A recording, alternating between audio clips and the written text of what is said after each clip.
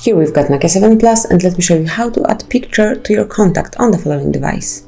So at first you have to open the phone gallery and then select some particular contact, so let me pick HardReset.Info, and now click on edit icon, so this is the one, and if you would like to add picture, add photo to this contact, click on this camera icon. And now you can either take a photo or choose one from the gallery, so I will choose one from already existing ones. Then pick photos, select the one that you would like to have, so maybe this one. Now just set it as you would like to have it. You can also rotate it or simply adjust and then click on done. And that's it. As you can see, here it is, so click on save.